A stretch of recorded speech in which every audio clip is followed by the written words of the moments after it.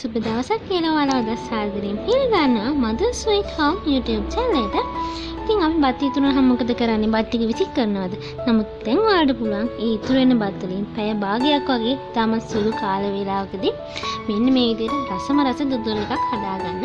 ඉතින් ඔයාලට පේන ඇති පැණි පාටට තේන බේරෙන කඩේ තියෙන වගේ මේ වගේ අවුරුද්දට හාල් පිටි දාලා හදන දොඩොල් වගේම හොඳට රසට තියෙනවා. ඉතින් අපි බලමු මේ වටනා කියන අපේ ඉතුරුම්බත් දොඩොල් එක හදාගන්නේ කොහොමද කියලා. ඉතින් වෙනද වගේ මම ඔයාලට අද පුංචි මතක් කිරීමක් කරන්න.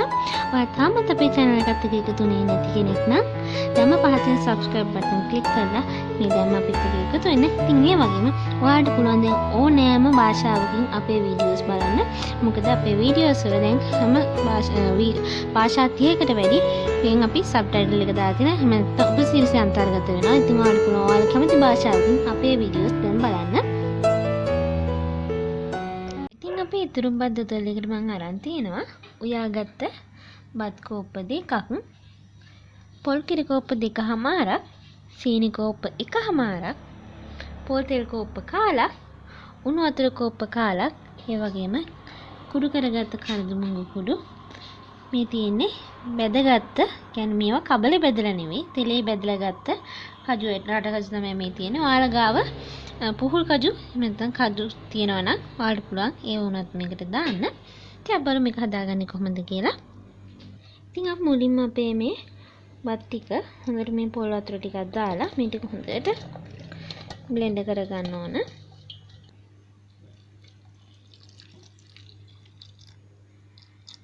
ඉතින් මේ විදිහට කිරි දාගත්තට පස්සේ මම දැන් මේක බ්ලෙන්ඩ් කරගෙන එනවා. ඉතින් අපි මෙන්න මේ විදිහට හොඳට පේස්ට් එකක් වෙන විදිහට මේක හොඳින් බ්ලෙන්ඩ් කරගන්න ඕන. මම දැන් බ්ලෙන්ඩ් කරගත්ත ටික මේ භාජනයට දාගන්නවා. මම දැන් මේකට අපේ ඉතුරු පොල් කිරි ටික මේ විදිහට එකතු කරගන්නවා. ඊට පස්සේ මම මේ ටික හොඳට මේ වගේ කවලම් කරගන්නවා. ඉතින් මම මේ විදිහට තාච්චිය ලිපෙන් තියලා තාච්චිය රත් වෙගෙන එනකොට මම ඒකට සීනි වලින් මේ සැහැන්දක් දාගෙන මේ ටික හොඳින් කළු කරගන්න. ඔයාලා දන්න අපි සාමාන්‍යයෙන් පැණි පාට ගන්න තමයි මේ විදිහට කරන්නේ. ඉතින් අපි සීනි ටික මේ විදිහට හොඳින් කළු වුණාට පස්සේ මම ඒකට උණු වතුර කෝප්ප කාලයක් එකතු කරගන්නවා. දැන් මම මේකට අපි ඉතුරු සීනි ඔක්කොම ටික මේකට දාගන්නවා. මේ වගේම අපි අර පොල් කිරි වල දී කරගත්ත හාල් බත් ටික මේකට එකතු කරගන්නවා. ඊට පස්සේ මම දැන් මේක මේ විදිහට හොඳට කවලම් කරගන්නවා. ඔයාලට පේනවා ඇති අපි අපේ සීනි ටික කර කරගත්ත එකෙන් හොඳ පැණි පාටක් තියෙනවා දැන්ටම. ඉතින් ඔයාලා සීනි කර කරගන්න බය වෙන්න එපා. මොකද අපි ඔක්කොම සීනි ටික දාලා නෙවෙයි සීනි කර කරගන්නේ. ඉතින් ඒක නිසා පොඩ්ඩක්වත් බය වෙන්න එපා. මේකේ රසයට එකෙන් කිසිම හානියක් වෙන්නේ නැහැ. අපි සීනි ඔක්කොම ටික එකපාර දාගෙන සීනි ටික කළු වෙනකන් කර කරගත්තොත් නම් අපේ මේ දොඩොල් එක විතරක් නෙවෙයි අපි මේ විදිහට හදන ඕනම කෑමකට තිත්ත රසක් එන්න පුළුවන්. ඉතින් අපි එහෙම නැතුව අපි සීනිට එහෙන්ලා සීනි මේස හැන්දක් වගේ ප්‍රමාණයක් දාලා මේ විදිහට හොඳට කළු කරගත්තා කියලා කිසිම විදිහට අපි හදන කෑම වලට හානියක් වෙන්නේ නැහැ. මේ විදිහට දිගටම හැඳි ගන්න ඕන.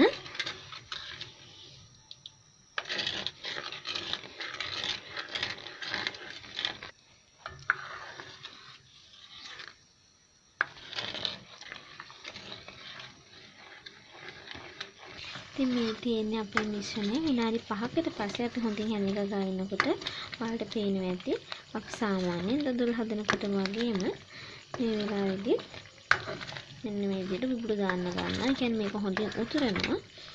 තාමත් මේක හොඳින් හැඳි ගන්න ඕනේ. ඒ වගේම පරිස්සමට හැඳි ගන්න. මොකද මේ විදිහට උතුරනකොට මේකෙන් වෙන වගේ විසිරෙනවා. ඉතින් ඔයාලට එතකොට අත පිච්චෙන බවයි. ඉන්නවා ටිකක් පරිස්සමට මේ දේ කරන්න.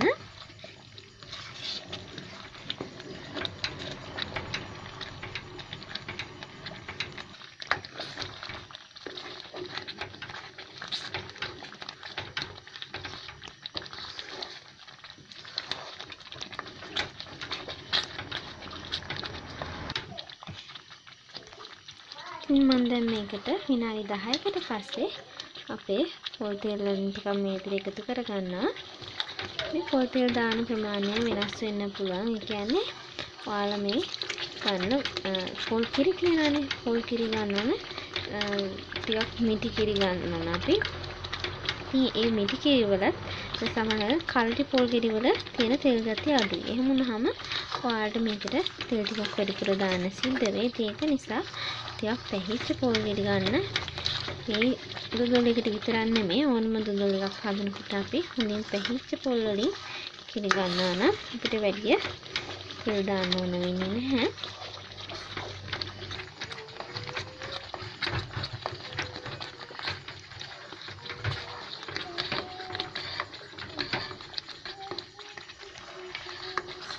ඉතින් විනාඩි 15කට පස්සේ මම අපේ ඉතිරි පොල් තෙල් ටිකත් මේකට එකතු කරගන්නවා. කොහොමද මේ විදිහට කවලම් කරගන්න ගමන් මම මේකට අපේ ඉතින් කුඩු කරගත්ත එනසාල් කුඩු ටිකක් සයින් එකතු කරගත්තා.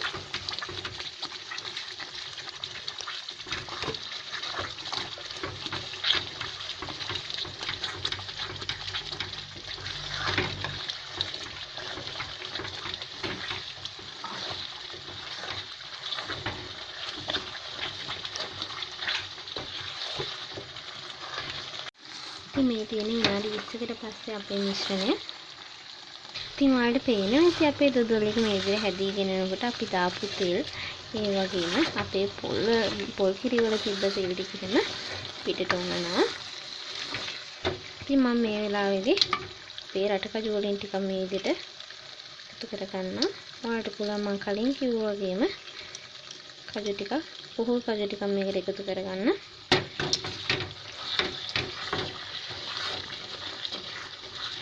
ඉතින් මේ විදිහට එකතු වෙන තෙල් ඔයාලට පුළුවන් හැන්දකින් අරගෙන අයින් කරන්න.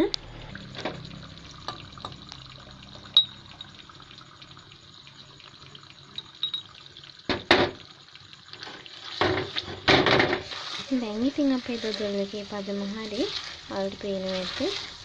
මේක දැන් ගොඩාක් ඝන වෙලා තියෙන්නේ. අපි දැන් මේක ඒකකට මාරු කරගමු.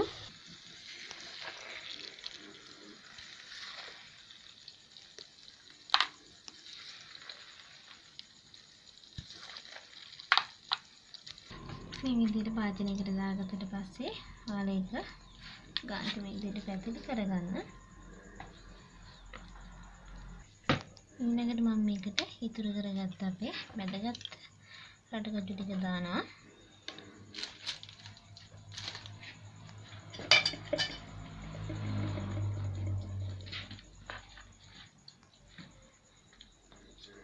දැන් අපි මේක හොඳින් හයි වෙනකන් හොඳට නිවෙනකන් මේක තියන්න ඕනේ. මේ තියෙන්නේ අපි හදාගත්ත අපේ ඉතුරුම්බත් දොඩොල් ටික තමයි.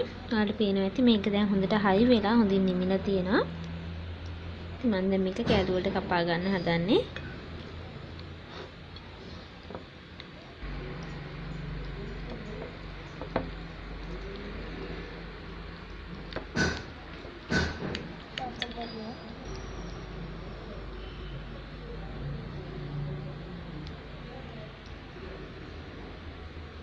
ඉතින් ඔයාලට පේනවා ඇති අපි සාමාන්‍යයෙන් හදන දොඩොල් වගේ මේ වගේම අපි කඩෙන් ගන්න දොඩොල් විදිහටම මේ දොඩොල් වල පාට රසේ ඔක්කොම තියෙනවා. ඉතින් ඇත්තටම ගොත් මේක හදන්නත් ගොඩක් ලේසියි. මොකද මට නම් ගියේ පැය භාගයයි. ඉතින් ඔයාලට මේක ගෙදරදී හදලා බලන්න. මොකද ගෙදර බත් ඉතුරුනොත් ඒ බත් ටික විසික් කරන්න ඕනේ නැහැ. ඊට පස්සේ අපිට ඒ ඉතුරුම් බත් වලින් අපිට මේ විදිහට රසම රස දොඩොල් එකක් හදා ගන්න පුළුවන්. පැය භාගයක් වගේ පොඩි කාලයක් ඇතුළත සාමාන්‍යයෙන් දොඩොල් එකක් හොඳට හැඳි ගන්නවා නම් පැයකමාරක්වත් යනවා. නමුත් අපි මේ දොඩොල් එක හැදුවේ ඒ වගේ තුරින් එකක වගේ කාලයක් යන අතරේ තමයි අපි මේක හදාගත්තේ. ඉතින් ඔයාලත් මේක හදලා බලන්න. ඒ වගේම ඔයාලට පුළුවන් මේ ළඟ එන අලුත් අවුරුද්දට අපි හැමදාම කන දොඩොල් එක වෙනුවට මේ දොඩොල් එක හදාගන්න.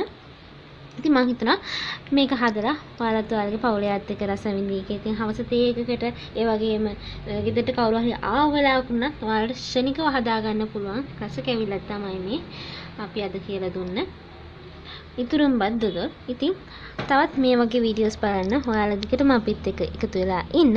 ඔයා තාමත් අපේ channel එකත් එක්ක එකතු වෙන්නේ නැති කෙනෙක් නම් පහළ තියෙන subscribe button එක click කරලා ඊළඟම තියෙන bell icon එකත් press කරලා අපිත් එක්ක එකතු වෙලා ඉන්න. ඉතින් ඔයා මේ වීඩියෝ එකට කැමති නම් ඔයාලා මේ වීඩියෝ එකට කැමති නම් පුංචි like එකක් දාන්න, තවත් කෙනෙක්ට බලන්න share කරන්න. මේ වගේ තවත් වීඩියෝස් වලින් රස වීඩියෝ එකකින් අපි ආයෙ හමු වෙමු. ඔයාලට සුබම සුබ දවසක්.